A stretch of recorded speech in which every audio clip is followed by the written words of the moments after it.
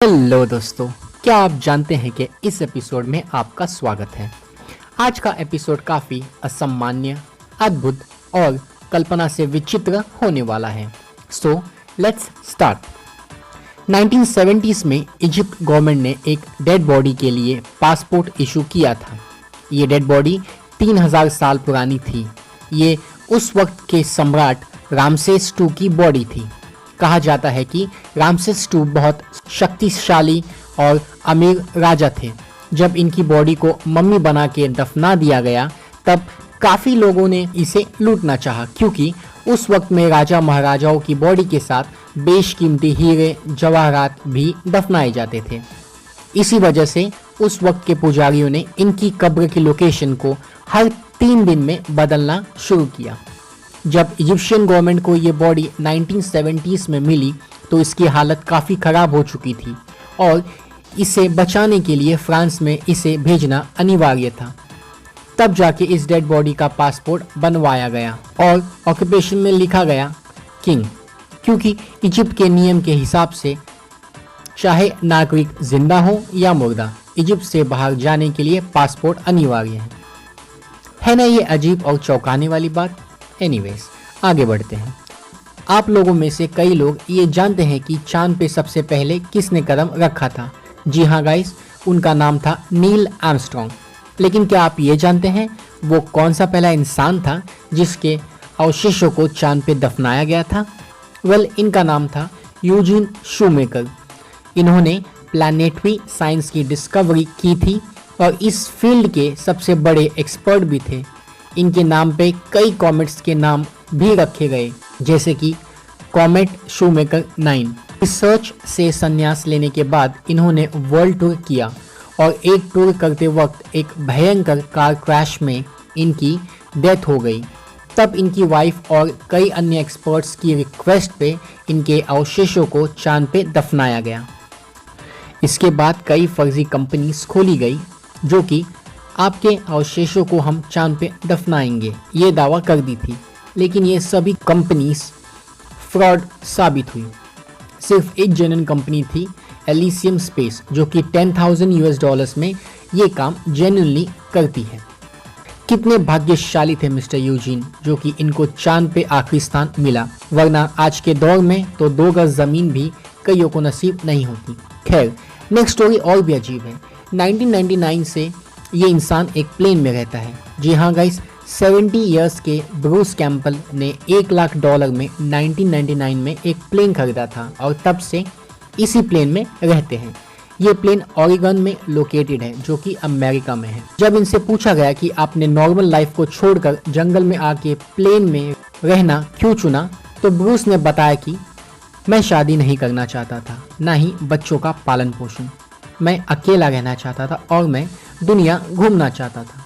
और इससे बेहतर क्या हो सकता है जब आपका घर उसी प्लेन में हो जिससे आप घूमते हैं।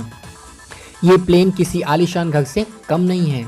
इस प्लेन में living room, dining room, kitchen और 2 बाथरूम भी हैं। Wow, amazing. ह्यूमन बॉडी में बॉडी पार्ट्स काफ़ी इंपॉर्टेंट होते हैं, लेकिन अगर ये बॉडी पार्ट्स अंदर से उलट जाए, मतलब कि रिवर्स हो जाए, तो क्या होगा? कभी आपने सोचा है? जी हाँ गाइस, 99 इयर्स की रोजमेरी बेंटली ने डेथ के बाद अपने ऑर्गन्स को डोनेट करने का फैसला किया था।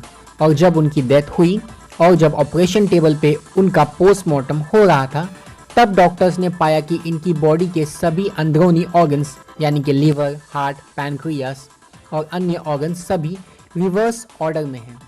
डॉक्टर्स हैरान थे कि इस महिला ने इतने लंबे समय तक कैसे जीवन व्यतीत किया होगा। अमेजिंग। कैसे कोई 99 इयर्स तक रिवर्स ऑर्गन्स के साथ जी सकता है? सोचने वाली बात है। आपने जुड़वा बच्चों के बारे में तो सुना होगा, मे बी ट्रिपलेट्स के बारे में भी, लेकिन क्या आपने ये सुना है कि किसी महिला ने 5 जुड़वा बच्चों को जन्म दिया? जी हाँ दोस्तों, 28 मई 1934 कनाडा के एक छोटे से गांव में एलिजर डियोन ने 5 जुड़वा लड़कियों को जन्म दिया। किसी को नहीं लगता था कि ये लड़कियां एक स्वस्थ जीवन जी लेंगी, क्योंकि ये सभी बहुत कमज़ोर थी जब इनका जन्म हुआ था।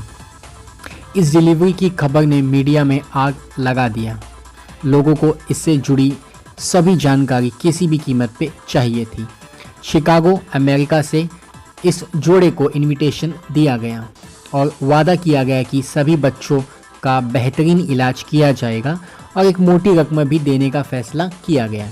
इन्होंने ये ऑफ़र एक्सेप्ट कर लिया, लेकिन जब कनाडा के लोगों को ये बात पता चली तो वे बहुत नाराज़ हो गए और कहा कि ये भगवान का वरदान है और पैसों के लिए इनकी नुमाइश ठीक नहीं है। काफ़ी बवाल के बाद पिता ने मोटी रकम वाली चेक को वापस कर दिया और कनाडा से बाहर इन बच्चों को ले जाने से मना कर दिया। अगली स्टोरी काफ़ी स्ट्रेंज है। क्या किसी सामान्य इंसान की डेड बॉडी 140 सालों तक वैसी की वैसी रह सकती है? कैथरीन लेवर की डेड बॉडी आज भी वैसी की वैसी है जैसे वो 1870 में थी जब उनकी डेथ हुई थी। कैथरीन लेवर ने 9 साल की उम्र में ही आजीवन ब्रह्मचर्य का पालन और ईश्वर को अपना पूरा जीवन समर्पित करने का फैसला किया था।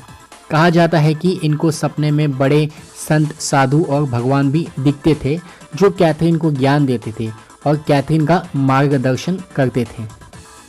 इनकी बॉडी आज भी वैसी है जैसे 1870 में थी। इनकी बॉडी एक ग्लास चेम्बर में रखी गई है पेरिस, फ्रांस में।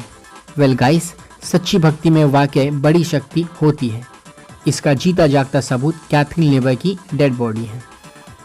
जब पूरी दुनिया में असामान्यता है तो इंडिया क्यों पीछे रहे? जी हाँ गाइस, इंडिया के एक हेयर ड्रेसर अंसर अहमद हाथों से नहीं बल्कि दांतों से बाल काट लेते हैं। ये अपने मुंह में कैंची का हैंडल रख लेते हैं और कटिंग शुरू कर देते हैं। अजब देश में गजब लोग। क्या आपको पता है इतिहास का सबसे लंबा आदमी कौन है?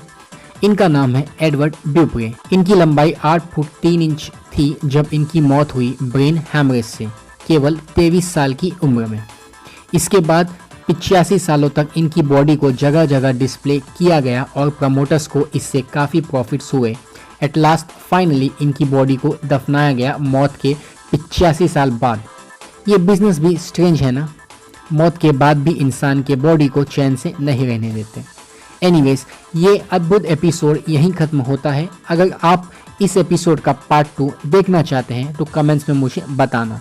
मिलते हैं अगले एपिसोड में। धन्यवाद।